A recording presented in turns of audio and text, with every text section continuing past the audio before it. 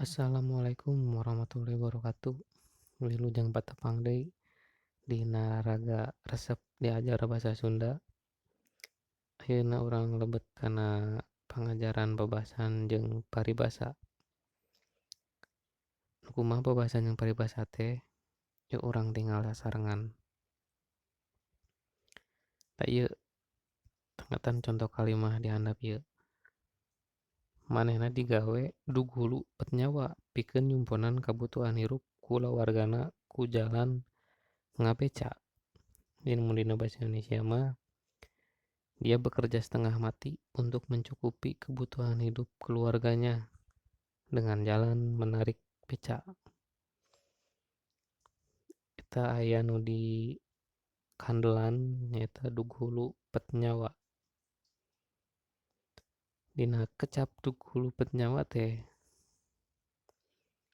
miboga harti setengah mati atawa bekerja keras.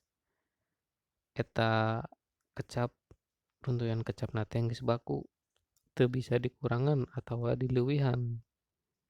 Jadi tong dikurangan misalnya jadi dugulu hungkul teu bisa. Jadi kudu kabeh, kudu ngahiji. Hartina teu bisa ditafsirkeun nurutkeun tata bahasa.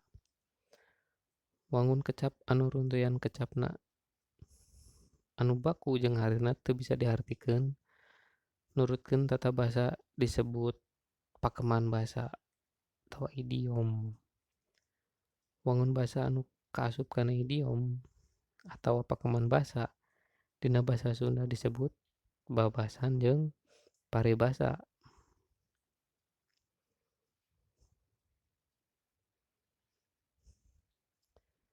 Ari babasan mah biasana kekecapna parondok ngan saukur 2 kecap sarta ngandung harti kiasan atawa harti injeman.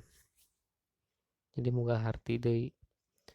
Babasan umumna ngagambarkeun pasipatan jalma saperti berat birit, hampang wirit, jeung rea-rea deui. Contona dulang tinande awewe mah kumaha salaki eta artina. Jadi kawas haul cicidu atawa sok cumidu.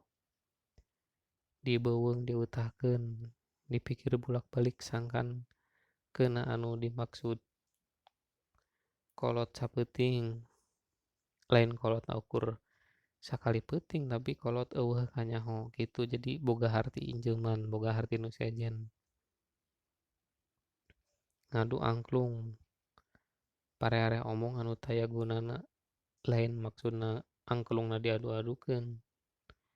Aya buntut kasiran koret, aya eleh deet satuju lantaran karunya jauh ka bedug.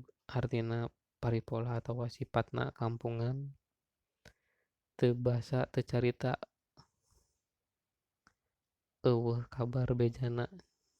Hartina teh gurat batu hartina heuras hulu atawa heuras hatena taya kabau. Nah eta artina digawe naon wae ge daekan jeung rea-rea deui. Seueur pisan saleresna mah. Ieu mah mangrupa contona. Sakedik contona seueur pisan. Aya deui paribasa. Ari paribasa mah hartina sarua jeung ibarat.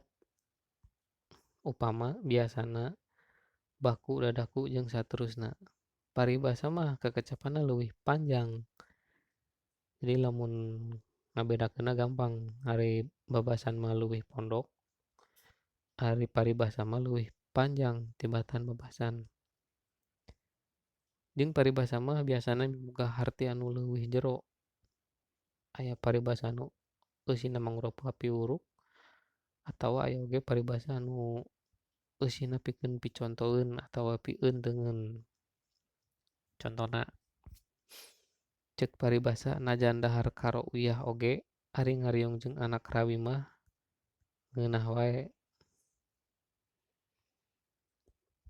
Nu kadua paribasa maneh mah ari geus menta duit teh Katilu paribasa nganyam samak neuk tekan bari motongan. Paribasa neang anak ngadeukeutan pepotongan. Eta leuwih panjang paribasana. Ari nu tadi mah leuwih saeutik babasan mah. Ari paribasa teh dibagi jadi 3. Nyaeta aya pangjurung laku hade, panyaram lampah salah, jeung wawaran luang. Salmun netelakeun yen papasingan paribasa teh tina rupa-rupa hal. Nah, ieu bisa ditingali di dieu. Saperti ditilik tina gelarna atawa munculna, ditilik tina basa kabujanggaan atawa tarjamah tina basa asing, tina basa Jawa, basa Indonesia, basa Arab, basa Inggris. Disawang tina sumber bebandingan, jadi bisa ngadibandingkeun jeung ngaran awak sakujur, misalnya tina leungeun, panangan, tina irung, jeung sajabana aya ngaran sasatoan, ngaran tutuwuhan. Jadi dibandingkeun jeung sagala rupa, nepikeun kana kapercayaan ieu tiasa dibaca di dieu.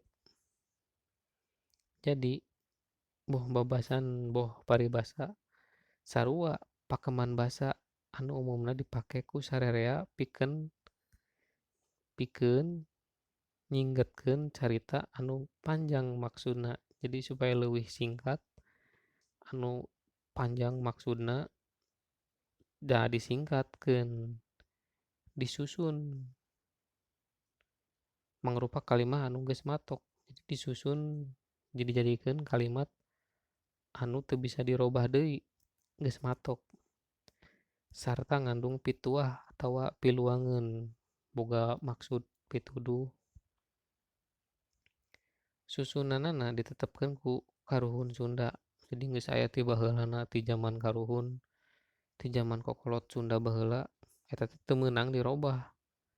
Dikurangan teu bisa, dileuwihan atawa dilemeskeun teu bisa eta, teu tiasa. Sabab lamun dirobah, tangtuna harina oge bakal jadi robah.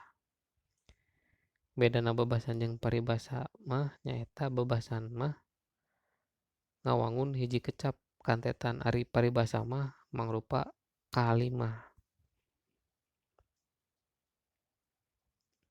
Tah ieu contoh paribasa. Anu burung di angklungan, anu gelo di dogdogan, anu edan di kendangan. Artina anu gedebul di haminan ngarah tambah maceuh. Keur maeukeur budak teh misalna baong. Hayu di haminan ngarah tambah maceuh beuki we. Misalna budak teh keur ngigel, hayu terus di kendangan terus beuki-beuki. Jadi tambah we maceuh ngigelna. Allah mah tara nanggeui ti bongkokna. Allah moal mihak ka jalma anu boga dosa. Ari diarah supana kudu dijaga catangna. Artina ari aya barang anu diala hasilna kudu daek ngurusna. Jadi lamun urang hayang ngalah hasil, urang kudu daek ngurus. Lain ngan saukur neangan hasil. Ari umur tunggang gunung, angen-angen pecat sawet. Najan umur geus kolot, kahayang kawas nu ngora. Jadi boga kahayang jiga nu ngora keneh we. Padahal umurna geus kolot. Bihari ngalingling pasir, ayeuna ngalanglang pasar. Zaman geus robah, jalma oge loba nu ganti pacabakan, padamelan, atawa robah-robah tingkah lakuna.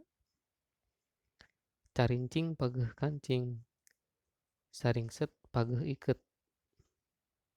Taki-taki ngajaga kaamanan, mageuhan tulak jeung sajabana bisi aya bancang pakeuwuh. Cecendet mande Kiara, Cileuncang mande sagara, nu miskin hayang nyaruaan nu beunghar, jeung rea-rea deui. Ieu mangrupa sakedik conto tina paribasa seueur keneh paribasa nu aya dina Tatar Sunda teh. Ieu mah ngan conto sakedik we. Mudah-mudahan panasaran janten urang milarian elmu pangaweuruh lain ukur di dieu. Urang milari deui kanu sanesna supaya langkung lengkep pangaweuruh urang teh. Hatur nuhun kana paratosana. Hapunten bilih aya kalepatan. Wabillahi taufik wal hidayah. Wassalamualaikum warahmatullahi wabarakatuh.